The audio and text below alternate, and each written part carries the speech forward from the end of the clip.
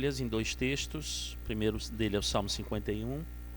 Eu vou fazer uma leitura desse salmo, em seguida do capítulo 3 do Evangelho de João, apenas os 8 primeiros versículos.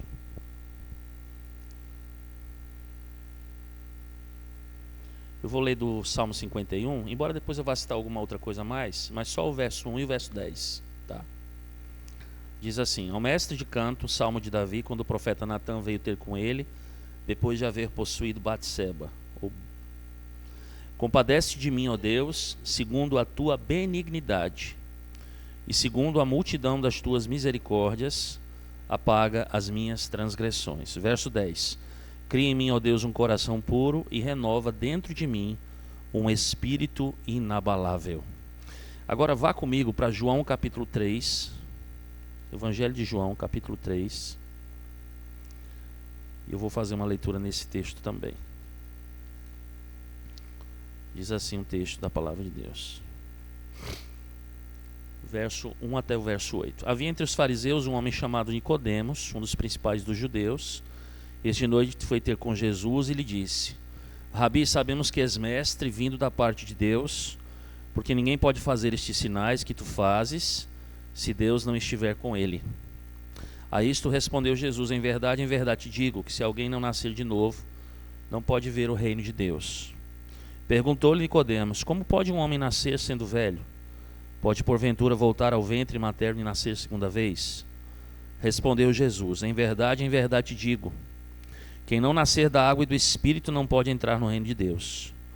O que é nascido da carne é carne, o que é nascido do Espírito é Espírito. Não te admires de eu te dizer: importa-vos nascer de novo. O vento sopra onde quer, ouves a sua voz, mas não sabes de onde vem, nem para onde vai. Assim é todo o que é nascido do Espírito. Amém. Irmãos, nós vamos falar nessa noite sobre a teologia bíblica da conversão, tá? Esse é mais um dos fundamentos bíblicos para a vida da igreja. Antes da gente propriamente falar sobre essa teologia, quero lembrá-los que as 2 últimas semanas nós trabalhamos uma série de 2 fundamentos sobre o tema do Evangelho, tá? Então, como nós trabalhamos o tema do Evangelho, é apropriado que a gente siga considerando, por mais algum tempo pelo menos, o próprio conteúdo ligado ao Evangelho. Ou seja, nós inclusive vimos aquilo que o Evangelho ele exige daqueles que o ouvem. Ou seja, é uma consideração, não é, que logicamente vai descambar na questão da conversão. E aí, deixa eu logo com vocês, inicialmente, então, definir o que é conversão. Tá? Vamos falar dessa teologia bíblica da conversão. Então, o que é conversão? Conversão é a nossa resposta de fé e arrependimento ao chamado de Deus no Evangelho e à sua obra de regeneração. E aí nós escolhemos, na verdade eu escolhi aqui 2 passagens, uma do Antigo e uma do Novo Testamento. Por quê? Para a gente entender que a teologia bíblica da conversão, ela não se centra, né, como muitos pensam, basicamente no Novo Testamento. A teologia bíblica da conversão, ela se centra, na verdade, em toda a Escritura, tanto no Antigo quanto no Novo Testamento. Ela é uma doutrina bíblica, então ela está posta, não é, em toda a Escritura. Quando a gente vai especificamente para o Novo Testamento, nós vamos ver alguns autores falando sobre transformações dramáticas que ocorrem por causa da obra do Senhor Jesus Cristo no coração de alguém. E aí o que o Novo Testamento ele vai fazer? É interessante que, com maneiras singulares, ele vai usar ilustrações do Antigo Testamento. Então veja a ligação, né, dessa teologia, inclusive na questão das ilustrações que são dadas no Novo Testamento, de homens que tiveram a sua vida transformada lá no Antigo Testamento pela fé. Agora, é fato também que quando nós falamos sobre a teologia bíblica da conversão e o uso da palavra conversão, teólogos vão usar essa palavra conversão de diferentes maneiras. Às vezes, eles vão utilizar essa palavra conversão se referindo ao processo de regeneração, que é o resultado dessa obra, né, regeneradora de Deus no coração do homem. Por outras vezes, essa palavra que vai ser utilizada, ela vai ser traduzida, inclusive na Bíblia, como arrependimento. Às vezes, você vai encontrar essa mesma palavra falando de maneira dúplice, falando sobre fé e arrependimento, como uma resposta que é dada a essa obra de Deus, de uma nova vida dada ao homem por meio do Espírito Santo. E ainda vamos encontrar, às vezes, a mesma palavra englobando todas essas coisas, né? Falando sobre tudo isso. Essa obra regeneradora de Deus, a nossa resposta em fé e arrependimento dada a essa obra, a nossa expressão a essa obra regeneradora com fé e arrependimento. Diante disso, irmãos, eu quero propor então para nós, dentro desse aspecto da teologia bíblica da conversão, a seguinte proposição com base no fundamento dessa noite. Uma igreja saudável, ela é caracterizada por uma compreensão e experiência poderosa da obra de conversão do Espírito Santo. E aí, uma pergunta que a gente pode fazer inicialmente é: o que torna a igreja diferente do mundo? O que faz com que a igreja seja diferente do mundo? Há muitas respostas corretas que nós poderíamos dar a essa pergunta. Mas uma das coisas que certamente torna a igreja diferente do mundo, irmãos, é que na igreja Deus realizou uma obra de novo nascimento no coração de todos aqueles que são verdadeiros crentes. E neles agora, na verdade, é produzida uma nova confiança e um novo desejo. Então, diante disso, nós vamos ver três coisas usando desses dois textos. Primeiro, que essa obra ela produz um novo coração. Segundo, que ela produz uma nova confiança. E em terceiro lugar, que ela produz um novo desejo. Então, a primeira coisa, né, com base nessas três que eu quero ver essa noite com vocês, é dizer que o Espírito Santo ele deve trabalhar, então, primeiramente no coração do homem. Tá? Se você olhar comigo e voltar lá para o Salmo de número 51, e mantenha a sua Bíblia aberta lá no Salmo 51, você vai perceber que Davi está enfatizando que ele deseja que Deus trabalhe no mais íntimo do seu ser. Então, uma das coisas centrais desse salmo, de fato, é esse desejo que ele tem que Deus, de fato, o transforme, né, intimamente, no mais íntimo do seu ser. E lá no verso de número 10, ele diz exatamente aquilo que nós já lemos: cria em mim, ó Deus, um coração puro e renova dentro de mim um espírito inabalável. Perceba que ele está dizendo que o que ele deseja é que Deus crie nele um coração limpo. Ele não está dizendo aqui, e ele não está pedindo ajuda para que ele mesmo possa desenvolver esse coração limpo nele. Ele não diz assim, por exemplo: Senhor, me dê aí 5 passos que eu preciso praticá-los para que o meu coração possa ser um coração limpo diante do Senhor.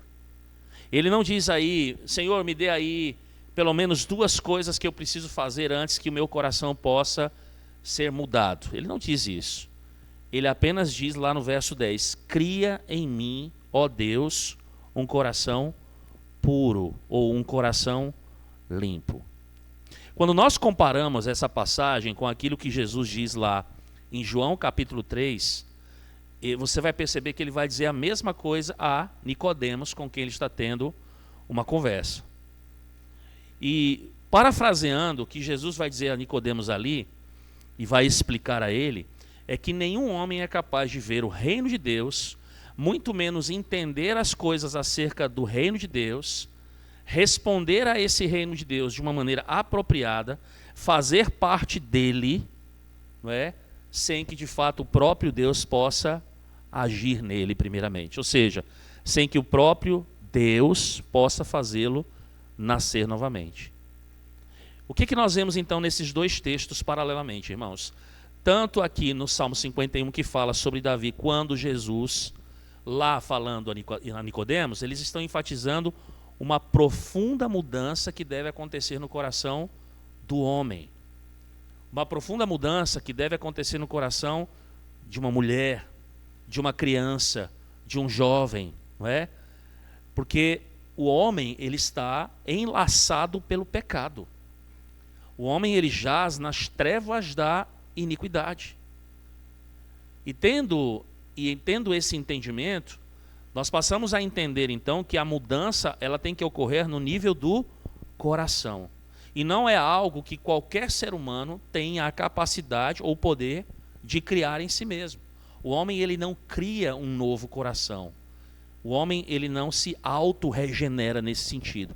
Ele não tem poder de criar isso nele, né? Ou como nós vimos recentemente, né? O homem não tem poder de criar isso no outro, com vistas à sua própria regeneração, à sua própria salvação. Você não tem poder de criar isso em você, ou seja, um novo coração em você. E a propósito, irmãos, há uma grande diferença em relação ao tipo de coisa que, inclusive, é oferecida nos dias de hoje. Não é verdade? Tanto naquilo que tange à espiritualidade secular, quanto aquilo que diz respeito à espiritualidade religiosa. Que, por exemplo, muitas vezes estão fornecendo, e sempre tenha, viu? Prestem bastante atenção. Quando vocês verem uma pregação ou um artigo dizendo assim, olha, 10 passos para isso, 7 métodos para isso, já comecem a desconfiar desde o título. Estou dizendo que todos estão errados. Mas quando tem esse, já começa com isso aí, irmãos, comecem a desconfiar, porque exatamente esse é o padrão. São passos que são estabelecidos, que geralmente é oferecido ao homem, para que ele possa então gerar uma mudança dramática no interior dele. Mas o que a Bíblia nos ensina, irmãos? Que só Deus pode fazer isso. E é exatamente isso que Davi está dizendo no Salmo número 51. Só Deus tem poder de criar um coração limpo nele, um coração puro nele. Jesus está dizendo a mesma coisa em João 3, a Nicodemos. A menos que o Espírito faça com que você nasça de novo, você nasça do alto, você nasça de novo, a menos que o Espírito te dê um novo nascimento, você não poderá ver o quê? O reino de Deus. O reino de Deus. E percebam, irmãos, embora muitos de nós já saibamos disso, ainda é importante voltarmos, não é, para lembrarmos desse entendimento que nós tivemos lá atrás. Porque a mudança para a qual nós estamos chamando as pessoas, quando nós pregamos o Evangelho, aquilo que nós estamos pronunciando, emitindo para as outras pessoas, irmãos, que estão lá fora, não é o chamado de que nós temos o poder, nós que estamos pregando o Evangelho, temos o poder de efetuar qualquer tipo de mudança na vida dessas pessoas. Nós não temos essa capacidade. Sim, correto. A igreja precisa pregar o Evangelho? Precisa. Fazer isso como? Com fidelidade à palavra de Deus, pronunciando nada mais do que a verdade àqueles que Deus tem colocado no nosso caminho.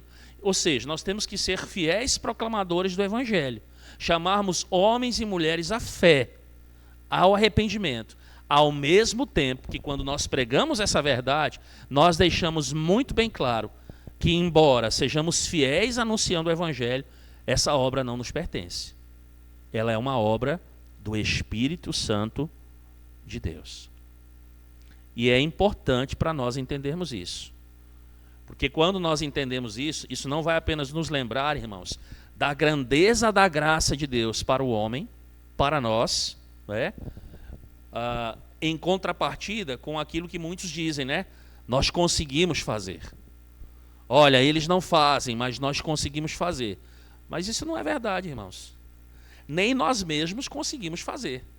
Só quem consegue fazer a obra é o próprio Deus. Só quem consegue, de fato, convencer o homem acerca do seu pecado, mostrar a real natureza do homem para que o homem entenda a sua necessidade, é Deus. Só quem pode abrir os olhos é Deus. Só quem pode nos atrair para Ele é Ele mesmo. Nós não podemos fazer isso. Então, percebam a ordem, meus irmãos. É obra de Deus enviar aquele raio, como diz certo puritano, raio vivificador que te levanta, que te acorda dentre os mortos. A imagem que esse puritano expressa aqui, irmãos, é do coração em uma masmorra, sem esperança, sem vida, e Deus então, por meio daquelas grades, envia o quê? O raio vivificador, e acorda o pecador do sono da morte, o chama para si mesmo, e lhe concede uma nova vida, e então ele se levanta e ele segue ao Senhor, ele segue a Deus. Diga, minha irmã.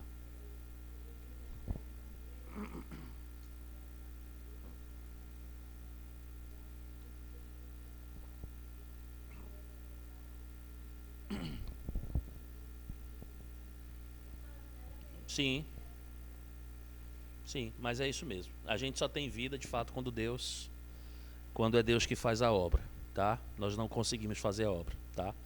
Como eu disse, embora a gente tenha e deva transmitir o evangelho com fidelidade, temos que ser fiéis em compartilharmos o evangelho. Nós temos que entender que nós não podemos produzir os resultados. Quem produz o resultado é o Senhor. A Bíblia diz, embora que a fé vem pelo ouvir e ouvir o quê? A pregação da palavra, não é isso? Essa é a parte que nos cabe. Mas aquilo para o qual a palavra vai servir, que é cheiro de vida, né? Aroma de vida, aroma de vida para uns e cheiro de morte para outros, isso é com Deus. Isso não é uma prerrogativa do homem. Só Deus, de fato, pode mudar o coração do homem, tá? A nós nos cabe sermos fiéis nessa responsabilidade de partilharmos o evangelho. Agora, é interessante como Deus ele trabalha às vezes, né, irmãos? Às vezes a palavra de Deus, ela não é muito branda para o pecador. E isso é interessante. Deixa eu contar aqui rapidamente, ilustrar isso para vocês, com a história de William Perkins. William Perkins é um teólogo, a gente tem algumas obras, nós já inclusive estudamos uma obra dele há um tempo aqui atrás. E William Perkins foi um puritano que se tornou um dos principais pregadores e teólogos de toda a Inglaterra na sua época. E qual era o grande problema desse homem? Digamos assim, ele tinha vários, né? E quando a gente é pecador, nós temos vários problemas com o pecado. Mas ele tinha um pecado específico que era um pecado que o dominava. Ele era alcoólatra. Ele tinha problema com álcool. Ele era um bêbado. E ele não era um bêbado reconhecido apenas pela família, mas pela sociedade da Inglaterra, dali da cidade ali da Inglaterra, daquele país. E ele conta, então, a sua biografia conta uma história. Um dia ele estava andando pela rua em Cambridge, na Inglaterra. E ele conseguiu, né, mesmo no seu estado de embriaguez, ouvir uma mãe, através da janela, dizendo ao seu filho a seguinte frase: filho, não continue agindo dessa maneira, ou você vai acabar como aquele bêbado do Perkins. Imagine aí, meu irmão. Essa foi a palavra de Deus na testa dele, como ele vai dizer. A partir dessa frase, a partir desta palavra, daquilo que ele ouviu, Deus chamou a atenção daquele homem. E o Senhor fez uma obra no coração dele. Ele foi um condenado, ele se converteu, foi convertido pelo Senhor, se tornou um dos grandes cristãos do seu tempo. E é interessante que o legado dele permaneceu. Até hoje, irmãos, muitos são abençoados, né, com suas pregações e com seus escritos. No caso dele, especificamente, Deus usou uma palavra dura. Ele ouviu algo muito duro acerca do seu próprio pecado. Mas foi o Espírito Santo que mudou o coração daquele homem. Eu me pergunto, irmãos, e eu acho que a gente tem que se perguntar a essa altura aqui, quantas vezes alguém confrontou você sobre o seu próprio pecado? Porque foi exatamente a esta altura que ele inclusive usa, né? Usa-se essa expressão, foi que ele foi agredido em seu pecado. Foi que ele sentiu a condenação do seu pecado. Mas, irmãos, a regeneração ela não acontece assim da mesma forma para todos. Você vai se lembrar, por exemplo, e essa experiência ela não é de todos. Para Paulo, por exemplo, foi o quê? Foi algo assim, ó, instantâneo. Caminho de Damasco, né? E o Senhor o chamou ali.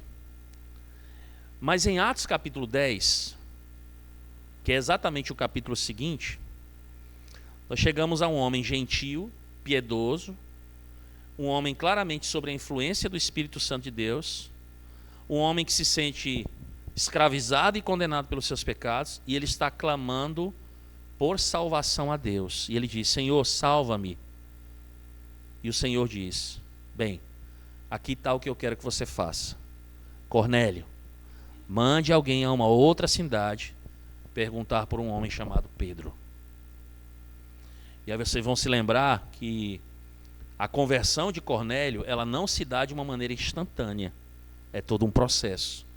Você vai ver que, inclusive, né, o próprio Pedro participou de uma visão que Deus deu a ele, né, porque Cornélio era um gentio, e Deus então vai dar uma visão a Pedro que o convence de fato de que o evangelho deve ser pregado aos gentios, e ele vai lá e prega. Na verdade, a mensagem para ele muito clara é: Pedro, vai lá e prega a esse gentio acerca de Jesus Cristo.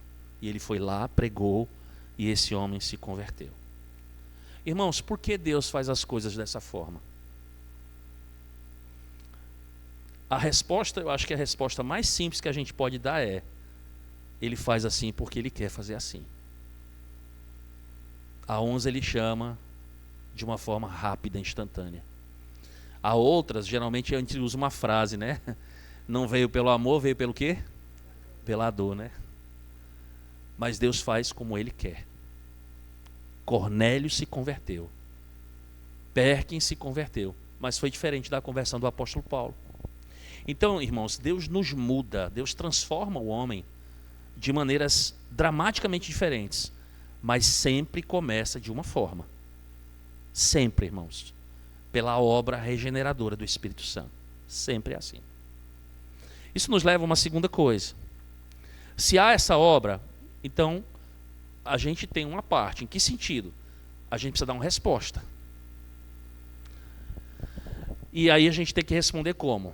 Com fé e arrependimento. Volta para o Salmo 51, porque é exatamente o que a gente pode comprovar nesse texto. Alguém falou? Salmo 51. O que ele diz no verso 1, lembram lá? Compadece-te de mim, segundo a tua benignidade e segundo a multidão das tuas misericórdias, apaga as minhas transgressões. Vejam, isso é de acordo com o quê? Ah, Davi foi um cara legal, foi? Hein, irmãos? Não. Vamos pegar aqui o contexto do Salmo 51. Eu vou passar para vocês. Olhem bem o que estava acontecendo ali, o que aconteceu porque esse salmo foi escrito. Ele acabou de assassinar, acabou de cometer adultério, havia tomado a esposa de outro homem, mesmo depois de ter iniciado um relacionamento com ela de imoralidade sexual, ele mentiu. Há quem, quando vai estudar o Salmo 51, alguns teólogos, né, eles vão dizer que aqui Davi, em tudo o que ele fez, ele conseguiu quebrar os 10 mandamentos da lei. De uma vez só ele quebrou os 10 mandamentos da lei. E perceba o que esse homem, ele não estava dizendo nesse texto. Senhor, tenha misericórdia de mim, porque eu sou basicamente uma pessoa boa. Tenha misericórdia de mim, Senhor, porque eu cometi um erro aqui, um erro ali, foi um deslize, olha que coisa chata. Não. O que ele diz? Compadece-te de mim. Tenha misericórdia de mim. E ele diz que é por causa de quê, irmãos? Hein? Segundo a tua benignidade e segundo a multidão das tuas misericórdias. Irmãos, onde é que está a confiança de Davi aqui, irmãos? Em Deus. É naquilo que ele é nos seus atributos, é naquilo que só ele pode fazer por Davi. A confiança desse homem arrependido, irmãos, respondendo a essa obra regeneradora do Espírito, não está em nada mais. E sabem o que é isso, meus irmãos? Isso chama-se fé. Chama-se fé. E essa, como alguns também dizem, é a parte gloriosa, irmãos, da nossa conversão, que traz aqueles, né, ao Senhor. Aqueles que estão sendo atraídos para o Senhor estão sendo atraídos por meio do quê? Da fé. Por meio de quem Deus é, por meio dos seus atributos. E vejam, um detalhe bem aqui. Essa fé, irmãos, ela não é simplesmente uma decisão. Isso é importante, irmãos. Não é um consentimento mental, né? De uns 3 minutinhos ali acerca de uma repreensão que ele recebeu, de alguma informação que ele obteve, que foi compartilhada com ele. Não, irmãos. Você vai perceber na vida de Davi que houve uma mudança o quê? Dramática, de confiança, que mudou a vida dele. O que foi que ele fez, irmãos? Ele trocou tudo aquilo que ele confiava. nele mesmo, nas suas realizações, na satisfação da sua vida, na riqueza, no poder, na amizade, no próprio casamento, nos relacionamentos. Seja o que ele for, ele simplesmente trocou essa confiança. A confiança dele, irmãos, ela foi migrada das coisas, das pessoas, dos relacionamentos, diretamente para Deus e somente para Deus, para a sua palavra, para as suas promessas, para a sua graça. E percebam, irmãos, que confiar assim é diferente de se tomar uma mera decisão da vida. Mudar o alvo da nossa confiança, irmãos, é muito diferente de uma mera decisão. Uma decisão você pode tomar, sim. Mas muitas das decisões que você vai tomar, irmãos, não vão transformar você, não vão mudar você. Não vão. Na verdade, não vão acrescentar em absolutamente nada. Você pode tomar muitas decisões na sua vida, irmãos, que não vão transformar a sua vida. Não vão. Quantas decisões nós já tomamos, pensávamos que eram coisas acertadas e que não contribuíram em nada. Então essa migração de confiança não é basicamente uma decisão, irmãos. É algo de fato dramático que acontece na vida do homem. Eu gosto de uma história que um pastor conta para ilustrar isso, quando diz assim: certa vez ele chegou na casa dele de tarde e a esposa dele estava muito agitada em casa. Ele abriu a porta, a mulher completamente agitada. Ele perguntou: meu amor, o que foi que aconteceu? Ela disse: rapaz, eu acabei de gastar um dinheiro que a gente não tinha. Ele disse: meu Deus, o que foi que aconteceu, né? Mas eu queria que você entendesse porque que eu fiz esse gasto. Ele disse: pois me diga. Ele disse: olha, apareceu um cara aqui na porta vendendo picanha. Eu disse: rapaz, que história é essa, rapaz? Ele tinha uma faca na mão. O cara estava muito agitado, o cara estava extremamente suado e cansado e disse: olha, estou com o meu caminhão parado aí na frente, o freezer do caminhão quebrou, minha caminhonete deu problema, as picanhas estão esquentando, já estão estragando, você podia comprar algumas de mim? Aí ela disse para ele: é lógico que eu ia ter que comprar alguma coisa dele, né? E ela disse: eu não comprei só uma não, eu comprei várias. Imagine aí você dizer não para um cara que está com a faca na mão, todo suado, todo exausto. Eu tive que comprar, meu amor. E eu comprei vários deles. Só que eu percebi que eles estavam quentes, estavam estragados, e eu tive que jogar tudo fora. Mas eu comprei. O que foi que ela fez, irmãos? Ela não tomou uma decisão? Tomou. Ela confiou no cara? Não. Confiou nos bifes? Não. Fez alguma diferença na vida dela? Exceto o dinheiro que ela gastou. Exceto o dinheiro que ela gastou.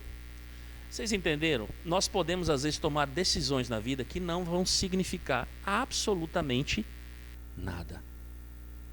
E isso é importante a gente se lembrar, irmãos. Vejam, nós temos esse histórico aqui na igreja, como outras igrejas também têm. Muitos já vieram aqui e responderam aquelas 4 ou 5 perguntas que nós fazemos aqui para a pública profissão de fé. Não foi? Isso significou para essas pessoas alguma coisa? Nada. Elas simplesmente tomaram uma decisão que não significou nada para a vida delas. E elas estão hoje onde? É como o texto bíblico diz: o cachorro voltou ao seu vômito, a porca voltou à sua choça, né? Acho que a palavra é usada essa palavra lá.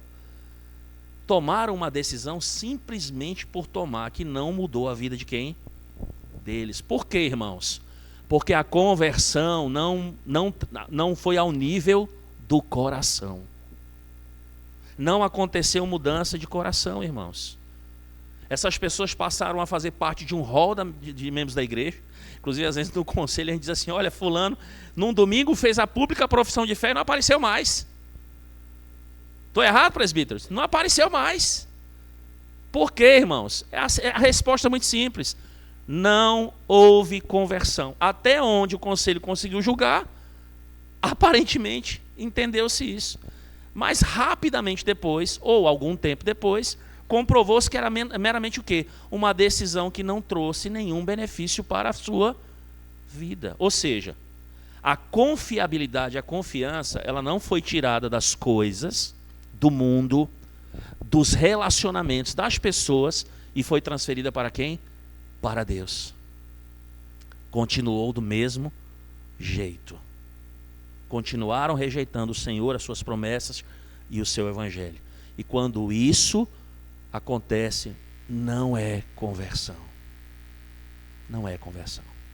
Por isso que é necessário, irmãos, mesmo diante de muitos anos na igreja, nós sempre estamos avaliando isso individualmente. Sondando e conhecendo sempre o nosso coração cada dia mais. Para finalizar, por último, devemos então fazer o quê? A obra começa com o Espírito, essa obra ela precisa de uma resposta, não é isso? Apropriada. Então nós devemos nos arrepender e abandonar os nossos pecados. E isso só vem de uma forma, irmãos, com arrependimento. O que trata? Eu não preciso ler, eu posso ler aqui apenas alguns versículos. O que se trata do Salmo 51, irmãos? Em grande parte dele está falando de quê? É de arrependimento, gente. É o salmista derramando o seu coração em lamento por conta do quê? Dos seus pecados, daquilo que ele fez. Ele está arrependido diante do Senhor. Veja as primeiras palavras: compadece-te de mim, segundo a multidão das tuas misericórdias, lava-me completamente da minha iniquidade, purifica-me do meu pecado. Eu conheço as minhas transgressões, o meu pecado está sempre o quê? Diante de mim. Eu pequei contra ti somente, eu fiz o que é mal perante os teus olhos. Ele diz: eu nasci na iniquidade, em pecado me concedeu a minha mãe. Do que se trata isso, irmãos? Arrependimento.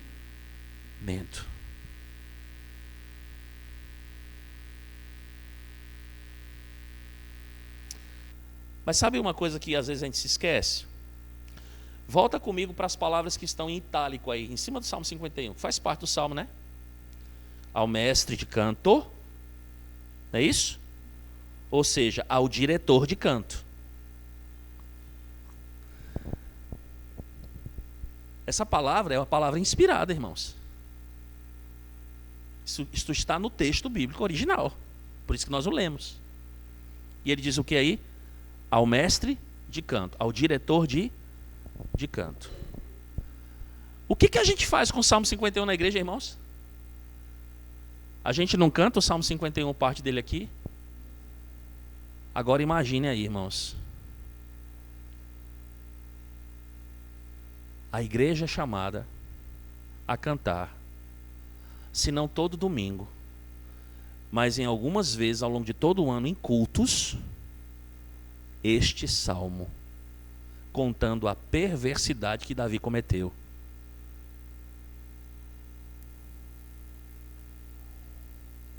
Mas ao mesmo tempo mostrando o seu arrependimento. O povo de Deus é chamado para cantar isto aqui no culto público. Ao longo de todo o ano, irmãos.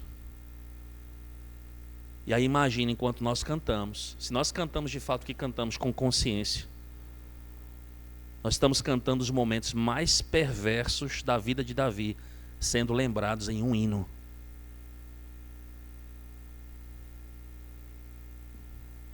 Ao longo desses anos, por várias vezes a primeira igreja cantou esse hino, dirigiu esse salmo de confissão de Davi ao Senhor. Toda a congregação, irmãos, canta essa confissão. Eu pergunto a vocês, irmãos, há uma maneira mais dramática de enfatizar a importância do arrependimento? Está aqui. Salmo 51 é uma forma extremamente dramática de enfatizar a necessidade de quê? Que um pecador tem de se arrepender diante do Senhor. Aqui ele nos faz enxergar a profundidade do pecado, a malignidade do pecado. E aí Deus diz assim: meu povo, cantem isso para mim. Cantem para mim. Quando vocês se reunirem para me adorar, cantem isto aqui para mim. Cantem este salmo, este hino inspirado para mim. Porque nós vemos, irmãos, na conversão aqui de Davi e na nossa própria conversão o quê?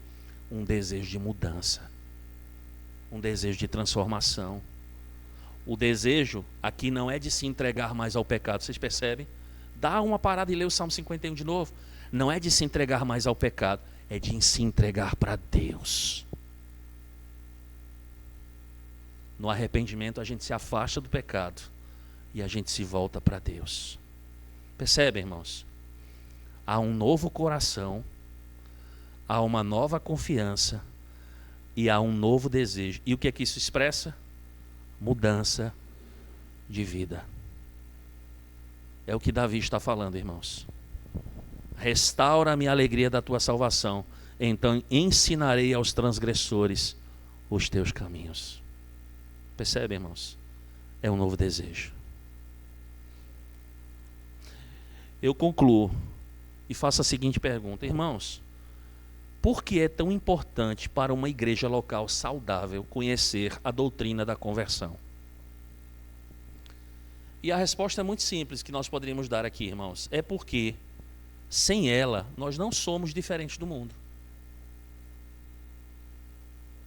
Já imaginou isso? Sem ela, nós não somos. Não existe um novo coração, não existe nova confiança, não existe um novo desejo, não existe uma nova vida. Ou seja, sem a doutrina da conversão, sem a compreensão disso e a vivência nisso, nós somos iguais a quem, irmãos? Ao mundo. Somos iguais ao mundo.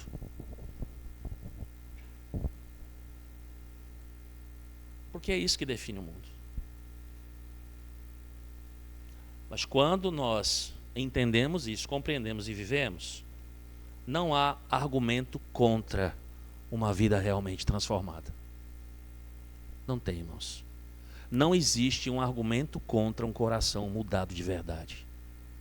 O mundo pode até tentar um argumento, mas não tem argumento. Então aconteceu de uma forma com você, aconteceu de uma forma comigo, aconteceu de uma forma diferente com a nossa irmã, com o nosso irmão, nas nossas conversões.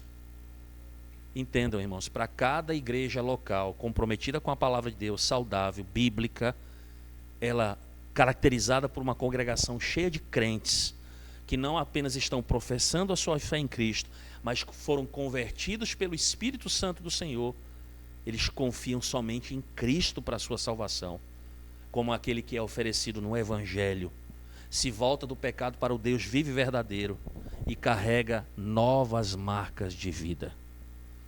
O que é que isso significa? Que não tem mais pecado na vida? Não. Que não há mais luta contra o pecado? Não. Não, irmãos. Mas que nós também sabemos exatamente como John Newton disse certa vez: eu não sou o homem que eu deveria ser, e não sou o homem que eu quero ser, e não sou o homem que um dia serei, mas pela graça de Deus não sou mais o homem que eu costumava ser. E tudo isso por causa da graça, da operosidade de Deus por meio do seu Espírito na vida do pecador, na nossa vida. Hoje, todos nós podemos dizer: nós já não somos mais aqueles que nós costumávamos a ser. Nós somos crentes, regenerados e transformados pelo Espírito de Deus. Amém? Vamos orar, irmãos. Ó Senhor, Deus bendito, que obra maravilhosa, Senhor, o Senhor realiza na vida do homem pecador. Que graça maravilhosa é essa que o Senhor opera na vida daquele que está acorrentado pelo pecado, escravizado pelo pecado. Obrigado porque nessa noite, como um fundamento para uma igreja que ama a Tua palavra, Senhor Deus, através desta doutrina da conversão, o Senhor mais uma vez nos lembra que todas estas coisas estão centradas no Senhor e não em nós. Não somos nós que fazemos com que estas coisas aconteçam, mas é o Senhor que opera por meio do Espírito. É aquele que, ó Deus, desvenda os nossos pecados. É aquele que, pela pregação da Tua palavra, pela operosidade do Teu Espírito, gera fé, arrependimento em nossos corações. Que faz com que a nossa confiança, ó Deus, ela saia de todas as coisas perecíveis, corruptíveis, e elas se fixem apenas no Senhor, na Tua pessoa, na pessoa do Senhor Jesus, na sua obra. É em quem confiamos agora, porque quando temos Cristo, temos tudo. Ele é o todo suficiente para nós. Ó Pai bendito, que da mesma forma que o Senhor tem operado na vida daqueles que já são crentes, e agora, ó Deus, santificando-os, o Senhor possa iniciar essa mesma obra de regeneração no coração de outros tantos homens, ó Deus. Para isso, ó Pai, mais uma vez fomos lembrados aqui nessa noite, que como pregadores do Evangelho, sendo pelo nosso testemunho, sendo no dia a dia, ó Deus, falando ali da palavra de Deus e testemunhando acerca de Cristo, seja pela proclamação oficial da Tua palavra, pelo púlpito desta igreja. Não nos permita, ó Deus, nos desviarmos da verdade ou proclamarmos algo que não seja a Tua verdade. Ao mesmo tempo em que entendemos, ó Deus, que quando fazemos esta nossa parte, o Espírito usa a pregação fiel da palavra de Deus para aplicar ao coração do pecador e transformá-lo e regenerá-lo. Essa é a nossa oração que fazemos nessa noite, estendendo, ó Deus, desta doutrina, que o Senhor tenha misericórdia dos nossos familiares, dos nossos amigos, daqueles com os quais nós temos convivido ao longo da nossa vida, Senhor. Que o Senhor possa nos usar a Tua palavra, o Teu Espírito Santo possa agir de maneira, Pai, que essas pessoas, ó Pai, conforme a Tua vontade, também, Senhor Deus, recebam esta mesma graça salvadora da parte do Senhor. Obrigado por essa noite mais uma vez, pelo ensino da Tua palavra, nos despede em paz, que essa palavra, ó Deus, ela frutifique em cada um de nós. Em nome de Jesus. Amém.